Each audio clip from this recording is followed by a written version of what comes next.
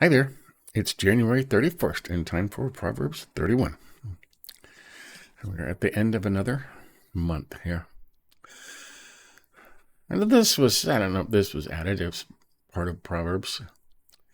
This is the words of King Lemuel, an oracle that his mother taught him. Okay? King Lemuel was Solomon.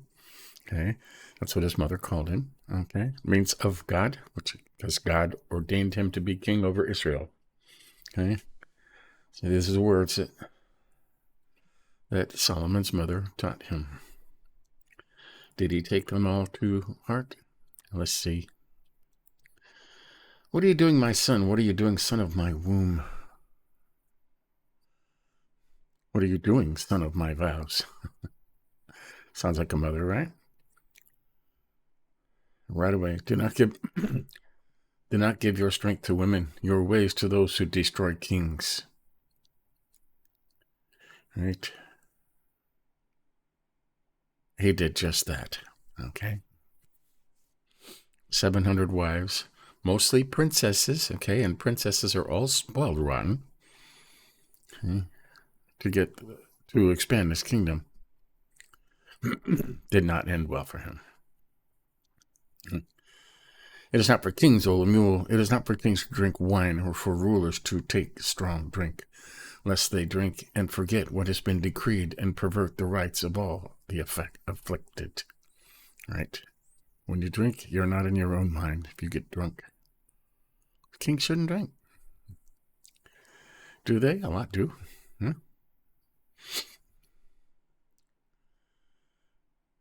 Here's a good advice. Give strong drink to one who is perishing, and wine to those in bitter distress.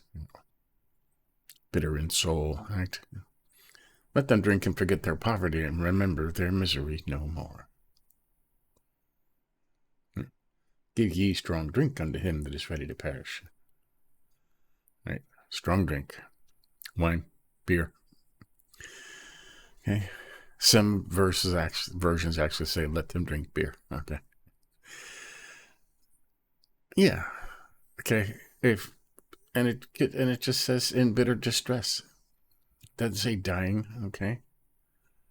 Give to those who perish, and wine to those in bitter distress. Have a grief of heart, it says over here in the 1599 Geneva version. It's okay to drink sometimes. It's never okay to get drunk. Okay. It says all over the Bible not to get drunk, or you will become addicted to the drink. Okay. But yeah, the people that says it's absolutely forbidden to touch alcohol, and if that's what they believe, you should honor that when you're around them. Okay. But it says it's okay to drink. Okay. Just not to get drunk. They drank wine for breakfast back then. Okay. Now it was watered down. Okay. So it was very weak, but it was still wine. Open your mouth for the mute, for the rights of all who are destitute. Open your mouth, judge righteously, defend the rights of the poor and needy. Right? That is a judge's job, a king's job, to defend the rights of the poor and needy, right? Because other rich people just step on them and they don't care. Okay. Now that's her advice to Solomon, a mother's advice. Now this last part, this is an old acrostic poem taught to children, right? And it was an old poem when it was put in here. It was already a well-established poem that was read to children, and it was added in here. Okay, an acrostic means it followed the letters of the Hebrew alphabet. A is for this, B is for that, kind of thing. And to be fair, most things back, they were written acrostically back then. So, but yeah, let's read the poem of the woman who fears the Lord. An excellent wife who can find? She is far more precious than jewels. The heart of her husband trusts in her, and she will have no lack of gain.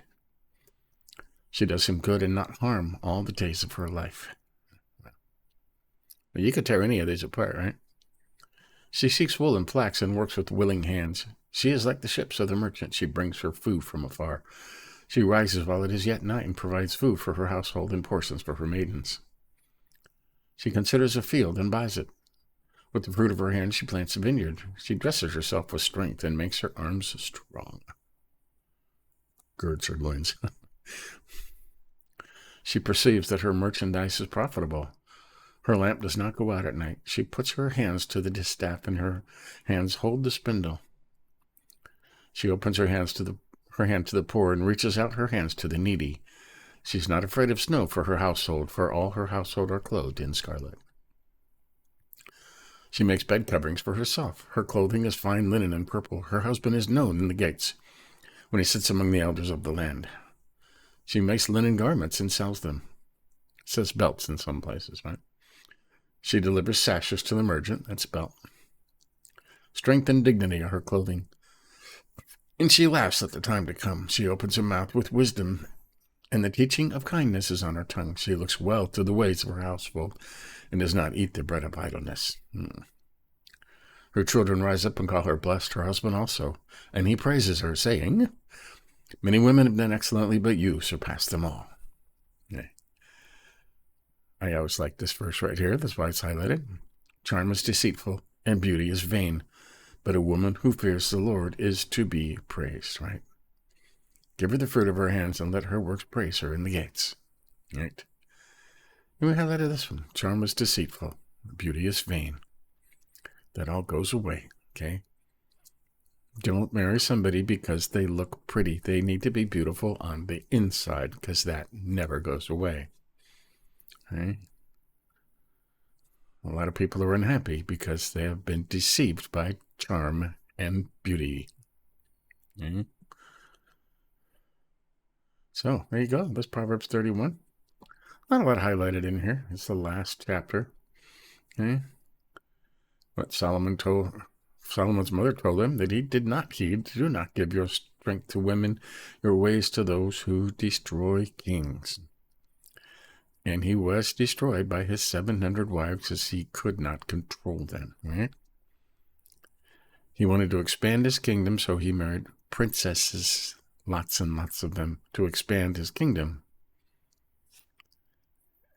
And they were unhappy. He let them bring their idols, right, and their customs with them. He let them build sanctuaries and temples to their idols. And first commandment, right? God was very unhappy about that. Mm-hmm. And the one, give strong drink to one who is perishing, right? And wine to those in bitter distress or grief of heart. As it's okay to drink if you're down and depressed.